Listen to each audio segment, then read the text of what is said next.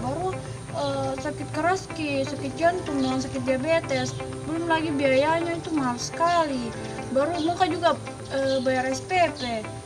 Pusing muka lanjut atau tidak kuliah, adakah solusi yang kita tawarkan? Kita ya dek, kenapa Ki juga? Pusing kali ini kodong kak, gagal panen ke orang tuaku, banyak sekali lagonra di sawah. Ya bagaimana cara aku bayar SPP? Baru tinggal beberapa hari mami, baru penutupan pembayaran. Gimana dek? Jika kalian berada di posisi seseorang yang bertanya tadi, kira-kira solusi apa yang akan kalian berikan sesuai dengan ilustrasi masalah di samping? Assalamualaikum warahmatullahi wabarakatuh. Perkenalkan, saya Nurul Ariska. Saya Aina Radia. Nama saya Aisyah Mafira.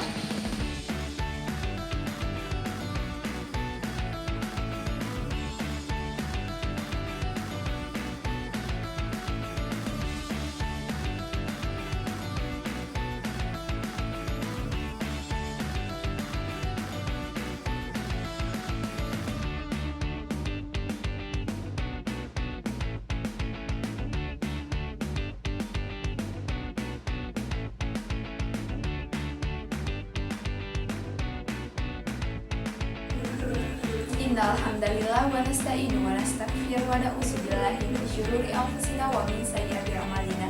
May yahdihillahu fala mudilla lahu wa man yudlil fala hadiya lahu. Asyhadu an la ilaha illallah wa asyhadu anna Muhammadar Rasulullah. First thing first, let's express to our best regard Allah Subhanahu wa Ta'ala, the Lord of this world, the Master of Judgment Day, the Creator of this universe, who has given us beautiful life, long life, so we can gather in this place because He got mercy. The secondly, my salawat and salam to our Prophet Muhammad Sallallahu Alaihi Wasallam as the King of the Kingdom, namely Islam religion. Puji syukur kita panjatkan kehadirat Allah Subhanahu wa Ta'ala yang telah memberi kita kesehatan serta kesempatan sehingga kita dapat mengikuti kegiatan ini.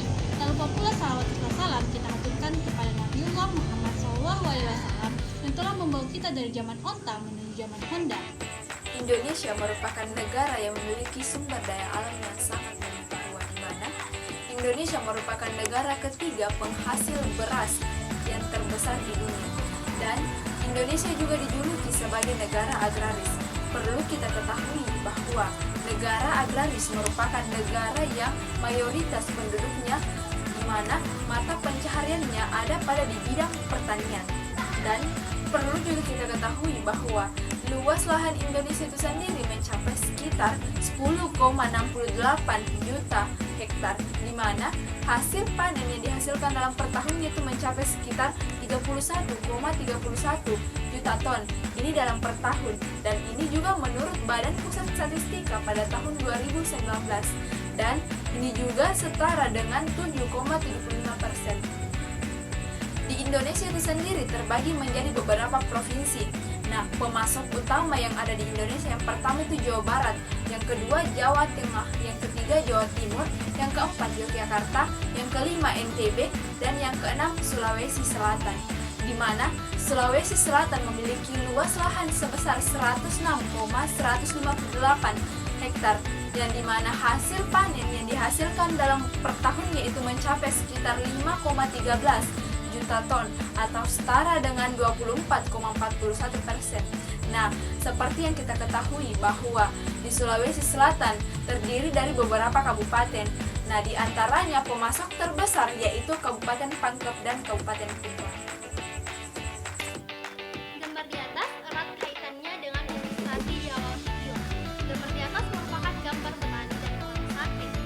Petani merupakan pelaku utama pembangunan pertanian, khususnya di negara agraris seperti Indonesia. Hal yang paling meresahkan bagi seorang petani adalah kehadiran hama dan gulma. Salah satu gulma yang paling meresahkan adalah gulma gonda karena mampu mengurangi 25-50% hasil panen. Sedangkan orang sakit erat kaitannya dengan kesejahteraan rakyat. Tahukah kita bahwa banyak sekali orang sakit yang tidak mampu berobat karena keterbatasan biaya? Badan Pusat Statistik menyebutkan bahwa angka kemiskinan di Indonesia melonjak sebesar 26,42 juta persen atau setara dengan persentase 9,87% per Maret 2020. Di bidang kesehatan sendiri,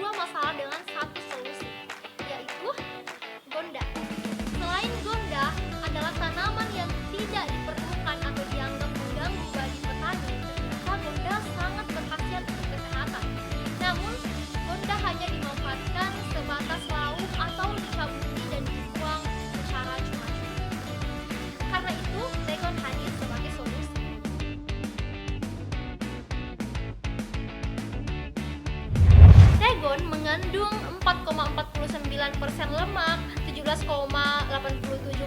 protein, 70% karbohidrat, dan 6,69% abu berdasarkan berat kering. Protein dalam Gonda juga lebih tinggi dibanding dengan bayam dan kacang panjang. Gonda juga mengandung vitamin A, vitamin B kompleks, vitamin C, vitamin E, asam amino, kalsium, magnesium, fosfor, dan karoten yang sangat baik untuk kesehatan.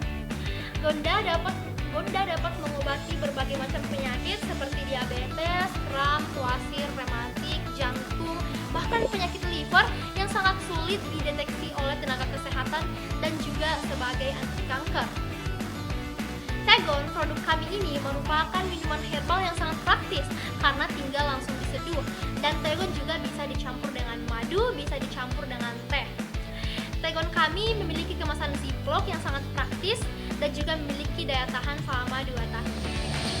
Nah, step by step pembuatan teh Gonda yang pertama adalah dengan proses pembersihan atau pencucian tanaman Gonda. Nah, kemudian setelah dibersihkan, tanaman Gonda tersebut dijemur selama 2 hingga 3 jam. Nah, setelah dijemur, tanaman Gonda tersebut digiling atau dihaluskan.